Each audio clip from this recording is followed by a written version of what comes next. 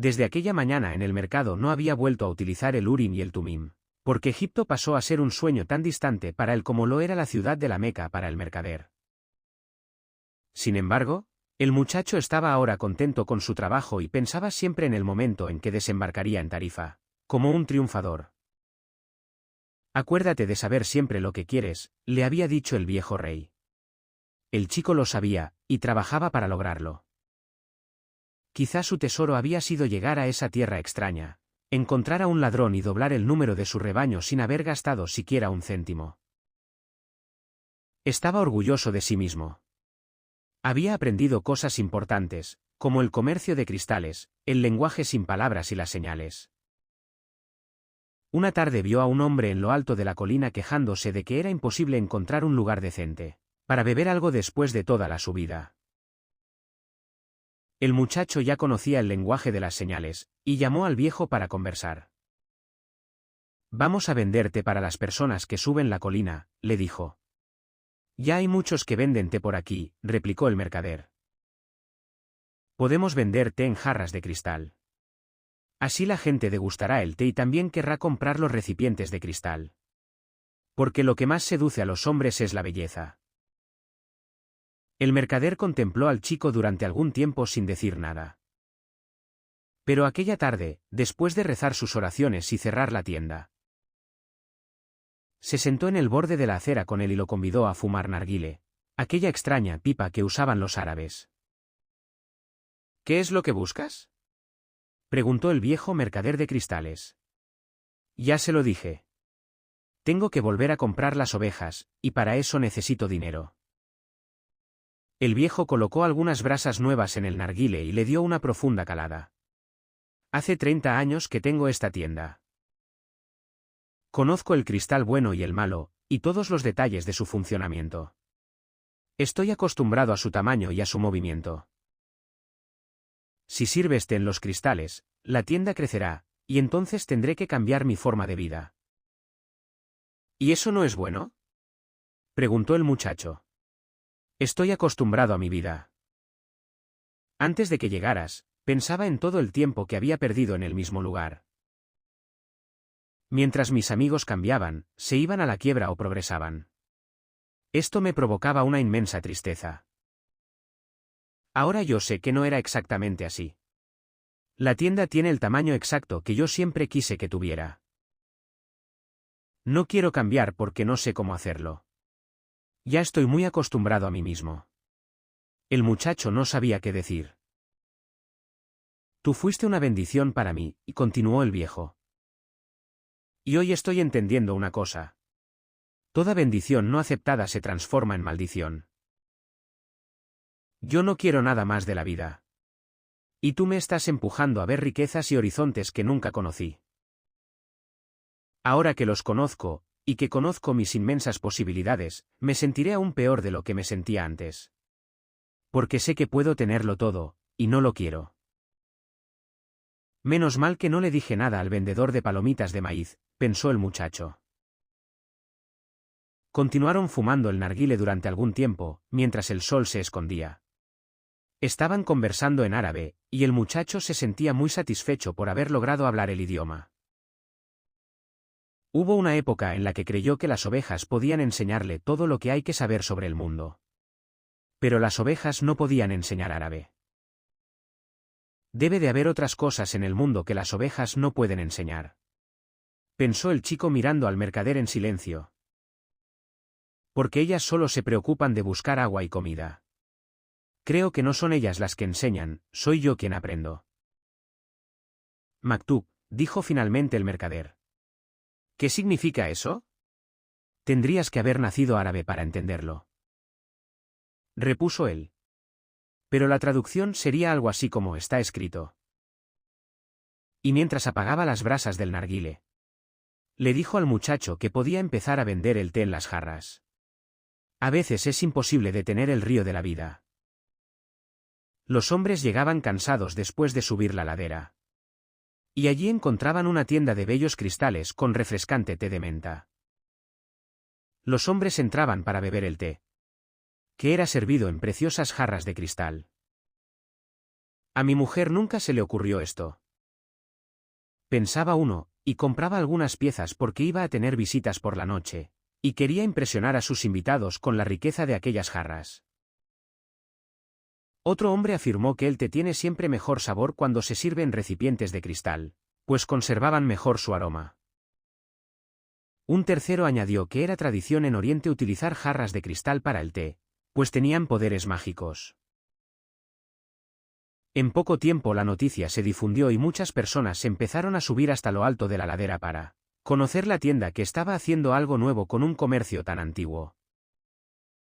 Se abrieron otras tiendas que servían el té en vasos de cristal, pero no estaban en la cima de una colina, y por eso siempre estaban desiertas. El mercader enseguida tuvo que contratar a 2 empleados más. Pasó a importar, junto con los cristales, cantidades enormes de té, que diariamente consumían los hombres y mujeres con sed de cosas nuevas. Y así transcurrieron 6 meses. El muchacho se despertó antes de que saliera el sol. Habían pasado 11 meses y 9 días desde que pisó por primera vez el continente africano. Se vistió con su ropa árabe, de lino blanco, comprada especialmente para aquel día. Se colocó el pañuelo en la cabeza, fijado por un anillo hecho de piel de camello. Se calzó las sandalias nuevas y bajó sin hacer ruido. La ciudad aún dormía. Se hizo un sándwich de sésamo y bebió té caliente en una jarra de cristal. Después se sentó en el umbral de la puerta, fumando solo el narguilé. Fumó en silencio, sin pensar en nada, escuchando apenas el ruido siempre constante del viento que soplaba trayendo el olor del desierto. Cuando acabó de fumar, metió la mano en uno de los bolsillos del traje y se quedó algunos instantes contemplando lo que había extraído de allí. Era un gran mazo de billetes. El dinero suficiente para comprar 120 ovejas, un pasaje de regreso y una licencia de comercio entre su país y el país donde estaba. Esperó pacientemente a que el viejo se levantara y abriera la tienda. Entonces los dos fueron juntos a tomar más té. «Me voy hoy», dijo el muchacho. «Tengo dinero para comprar mis ovejas. Usted tiene dinero para ir a la Meca». El viejo no dijo nada. «Le pido su bendición», insistió el muchacho. «Usted me ayudó». El viejo continuó preparando el té en silencio. Poco después, no obstante, se dirigió al muchacho. «Estoy orgulloso de ti», dijo. «Tú trajiste alma a mi tienda de cristales. Pero sabes que yo no voy a ir a la Meca. Como también sabes que no volverás a comprar ovejas». «¿Quién se lo ha dicho?», preguntó el muchacho asustado. «Maktub», repuso simplemente el viejo mercader de cristales. «Y lo bendijo». El muchacho volvió a su cuarto para recoger sus cosas. Llenó 3 bolsas. Cuando ya estaba saliendo, reparó en su viejo zurrón de pastor tirado en un rincón. Estaba todo arrugado, y él casi lo había olvidado. Allí dentro estaban aún el mismo libro y la chaqueta. Cuando sacó esta última, pensando en regalársela a algún chico de la calle, las 2 piedras rodaron por el suelo. Urim y Tumim. Entonces el muchacho se acordó del viejo rey, y se sorprendió al darse cuenta del tiempo que hacía que no pensaba en él. Durante un año había trabajado sin parar, pensando solo en conseguir dinero para no tener que volver a España con la cabeza gacha. «Nunca desistas de tus sueños», había dicho el viejo rey. «Sigue las señales». El muchacho recogió a Urim y Tumim del suelo y tuvo nuevamente aquella extraña sensación de que el rey estaba cerca. Había trabajado duro un año, y las señales indicaban que ahora era el momento de partir. «Volveré a ser exactamente lo que era antes», pensó. «Aunque las ovejas no me enseñaron a hablar árabe». Las ovejas, sin embargo, le habían enseñado una cosa mucho más importante. Que había un lenguaje en el mundo que todos entendían, y que el muchacho había usado durante todo aquel tiempo para hacer progresar la tienda. Era el lenguaje del entusiasmo, de las cosas hechas con amor y con voluntad, en busca de algo que se deseaba o en lo que se creía. Tánger ya había dejado de ser una ciudad extraña, y él sentía que de la misma manera que había conquistado aquel lugar, podría conquistar el mundo. Cuando deseas alguna cosa, todo el universo conspira para que puedas realizarla, había dicho el viejo rey. Pero el viejo rey no había hecho referencia a robos, desiertos inmensos o personas que conocen sus sueños pero que no desean realizarlos. El viejo rey no había dicho que las pirámides no eran más que una montaña de piedras, y que cualquiera podía hacer una montaña de piedras en su huerto. Y se había olvidado de decir que cuando se tiene dinero para comprar un rebaño mayor que el que se poseía, hay que comprar ese rebaño. El muchacho cogió el zurrón y lo juntó con sus otras bolsas. Bajó la escalera, el viejo estaba atendiendo a una pareja extranjera. Mientras otros 2 clientes paseaban por la tienda tomando el té en jarras de cristal. Había bastante movimiento para ser aquella hora de la mañana. Desde el lugar donde estaba, notó por primera vez que el cabello del mercader le recordaba bastante al del viejo rey. Y se acordó de la sonrisa del pastelero el primer día en Tánger, cuando no tenía a dónde ir ni qué comer. También aquella sonrisa hacía recordar al viejo rey. Como si él hubiera pasado por aquí y hubiera dejado una marca, pensó. Y cada persona hubiera conocido ya a ese rey en algún momento de su vida. Al fin y al cabo, él dijo que siempre aparecía para quien vive su leyenda personal. Salió sin despedirse del mercader de cristales. No quería llorar porque la gente lo podía ver. Pero sabía que iba a sentir nostalgia de todo aquel tiempo y de todas las cosas buenas que había aprendido. Sin embargo, ahora tenía más confianza en sí mismo y ánimos para conquistar el mundo. Pero estoy volviendo a los campos que ya conozco para conducir otra vez las ovejas. Ya no estaba tan contento con su decisión. Había trabajado un año entero para realizar un sueño y cada minuto que pasaba ese sueño iba perdiendo importancia. Quizá porque no era su sueño. ¿Quién sabe si no es mejor ser como el mercader de cristales? Él nunca irá a la Meca y vivirá con la ilusión de conocerla. Pero estaba sosteniendo a Urim y Tumim en sus manos. Y estas piedras le traían la fuerza y la voluntad del viejo rey. Por una coincidencia, o una señal, pensó el muchacho. Llegó al bar donde había entrado el primer día. No estaba el ladrón, y el dueño le trajo una taza de té. Siempre podré volver a ser pastor, pensó el muchacho. Aprendí a cuidar las ovejas y nunca más me olvidaré de cómo son. Pero tal vez no tenga otra oportunidad de llegar hasta las pirámides de Egipto. El viejo tenía un pectoral de oro y conocía mi historia. Era un rey de verdad, un rey sabio. Estaba apenas a 2 horas de barco de las llanuras andaluzas, pero había un desierto entero entre él y las pirámides. El muchacho quizá contempló esta otra manera de enfocar la misma situación. En realidad, estaba 2 horas más cerca de su tesoro. Aunque para caminar estas 2 horas hubiera tardado un año entero. Sé por qué quiero volver a mis ovejas. Yo ya las conozco, no dan mucho trabajo, y pueden ser amadas. No sé si el desierto puede ser amado, pero es el desierto que esconde mi tesoro. Si no consigo encontrarlo, siempre podré volver a casa. Por lo pronto la vida me ha dado suficiente dinero, y tengo todo el tiempo que necesito, ¿por qué no? En aquel momento sintió una alegría inmensa. Siempre podía volver a ser pastor de ovejas. Siempre podía volver a ser vendedor de cristales. Tal vez el mundo escondiera otros muchos tesoros, pero él había tenido un sueño repetido y había encontrado a un rey. Esas cosas no le sucedían a cualquiera. Cuando salió del bar estaba muy contento. Se había acordado de que uno de los proveedores del mercader traía los cristales en caravanas que cruzaban el desierto. Siempre estoy cerca de los que viven su leyenda personal, había dicho el viejo rey. No costaba nada ir hasta el almacén y averiguar si las pirámides estaban realmente muy lejos. El inglés estaba sentado en el interior de una edificación que olía a animales, a sudor y a polvo. Aquello no se podía considerar un almacén, apenas era un corral. Toda mi vida para tener que pasar por un lugar como este, pensó mientras hojeaba distraído una revista de química. 10 años de estudio me conducen a un corral. Pero era necesario seguir adelante. Tenía que creer en las señales. Durante toda su vida, sus estudios se concentraron en la búsqueda del lenguaje único hablado por el universo.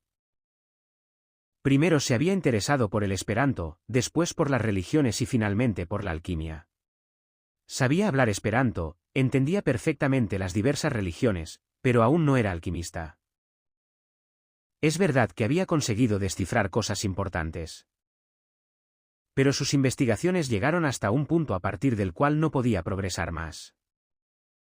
Había intentado en vano entrar en contacto con algún alquimista. Pero los alquimistas eran personas extrañas, que solo pensaban en ellos mismos. Y casi siempre rehusaban ayudar a los demás. Quién sabe si no habían descubierto el secreto de la gran obra, llamada piedra filosofal, y por eso se encerraban en su silencio. Ya había gastado parte de la fortuna que su padre le había dejado buscando inútilmente la piedra filosofal. Había consultado las mejores bibliotecas del mundo y comprado los libros más importantes y más raros sobre alquimia. En uno de ellos descubrió que, muchos años atrás, un famoso alquimista árabe había visitado Europa. Decían de él que tenía más de 200 años, que había descubierto la piedra filosofal y el elixir de la larga vida. El inglés se quedó impresionado con la historia.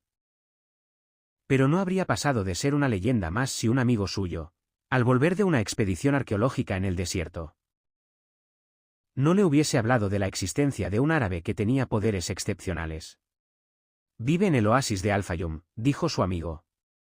Y la gente dice que tiene 200 años y que es capaz de transformar cualquier metal en oro. El inglés no cabía en sí de tanta emoción. Inmediatamente canceló todos sus compromisos, juntó sus libros más importantes y ahora estaba allí, en aquel almacén parecido a un corral. Mientras allá afuera una inmensa caravana se preparaba para cruzar el Sáhara. La caravana pasaba por Al-Fayum. Tengo que conocer a ese maldito alquimista, pensó el inglés. Y el olor de los animales se hizo un poco más tolerable. Un joven árabe, también cargado de bolsas, entró en el lugar donde estaba el inglés y lo saludó. ¿A dónde va?, preguntó el joven árabe. Al desierto, repuso el inglés, y volvió a su lectura. Ahora no quería conversar. Tenía que recordar todo lo que había aprendido durante 10 años, porque el alquimista seguramente lo sometería a alguna especie de prueba. El joven árabe sacó un libro escrito en español y empezó a leer. ¡Qué suerte!, pensó el inglés. Él sabía hablar español mejor que árabe. Y si este muchacho fuese hasta Al-Fayum tendría a alguien con quien conversar cuando no estuviese ocupado en cosas importantes. Tiene gracia, pensó el muchacho mientras intentaba leer otra vez la escena del entierro con que comenzaba el libro. Hace casi 2 años que empecé a leerlo y no consigo pasar de estas páginas. Aunque no había un rey que lo interrumpiera, no conseguía concentrarse. Aún tenía dudas respecto a su decisión. Pero se daba cuenta de una cosa importante. Las decisiones eran solamente el comienzo de algo. Cuando alguien tomaba una decisión, estaba zambulléndose en una poderosa corriente que llevaba a la persona hasta un lugar que jamás hubiera soñado en. El momento de decidirse. Cuando resolví ir en busca de mi tesoro, nunca imaginé que llegaría a trabajar en una tienda de cristales, se dijo el muchacho para confirmar su razonamiento. Del mismo modo, el hecho de que me encuentre en esta caravana puede ser una decisión mía, pero el curso que tomará será siempre un misterio. Frente a él había un europeo que también iba leyendo. Era antipático y le había mirado con desprecio cuando él entró. Podían haberse hecho buenos amigos, pero el europeo había interrumpido la conversación. El muchacho cerró el libro. No quería hacer nada que le hiciese parecerse a aquel europeo. Sacó a Urim y Tumim del bolsillo y comenzó a jugar con ellos. El extranjero dio un grito, un Urim y un Tumim. El chico volvió a guardar las piedras rápidamente. No están en venta, dijo. No valen mucho, replicó el inglés. No son más que cristales de roca. Hay millones de cristales de roca en la tierra, pero para quien entiende, estos son Urim y Tumim. No sabía que existiesen en esta parte del mundo. Me las regaló un rey, aseguró el muchacho. El extranjero se quedó mudo. Después metió la mano en su bolsillo y retiró, tembloroso, 2 piedras iguales. ¿Has dicho un rey?, repitió. ¿Y usted no cree que los reyes conversen con pastores?, dijo el chico. Esta vez era él quien quería acabar la conversación. Al contrario. Los pastores fueron los primeros en reconocer a un rey que el resto del mundo rehusó reconocer. Por eso es muy probable que los reyes conversen con los pastores. El muchacho se alegró enormemente de estar allí. Quizá esto sea una señal, dijo el inglés como pensando en voz alta. ¿Quién le habló de señales? El interés del chico crecía a cada momento. Todo en la vida son señales. Aclaró el inglés cerrando la revista que estaba leyendo. El universo fue creado por una lengua que todo el mundo entiende, pero que ya fue olvidada. Estoy buscando ese lenguaje universal, entre otras cosas. Por eso estoy aquí. Porque tengo que encontrar a un hombre que conoce el lenguaje universal. Un alquimista. La conversación fue interrumpida por el jefe del almacén. Tenéis suerte, dijo el árabe gordo. Esta tarde sale una caravana para Al-Fayum. Pero yo voy a Egipto. Replicó el muchacho. Al-Fayum está en Egipto, dijo el dueño. ¿Qué clase de árabe eres tú? El muchacho explicó que era español. El inglés se sintió satisfecho, aunque vestido de árabe, el joven, al menos, era europeo. Le preguntó si él también estaba buscando al alquimista. Voy en busca de un tesoro, confesó el muchacho, y se arrepintió de inmediato. Pero el inglés pareció no darle importancia. En cierta manera, yo también, dijo. Y ni siquiera sé lo que quiere decir alquimia, añadió el muchacho, cuando el dueño del almacén empezó a llamarlos para que salieran. Yo soy el jefe de la caravana, dijo un señor de barba larga y ojos oscuros. Tengo poder sobre la vida y la muerte de las personas que viajan conmigo. Porque el desierto es una mujer caprichosa que a veces enloquece a los hombres. Eran casi 200 personas, y el doble de animales, camellos, caballos, burros, aves. El inglés llevaba varias maletas llenas de libros.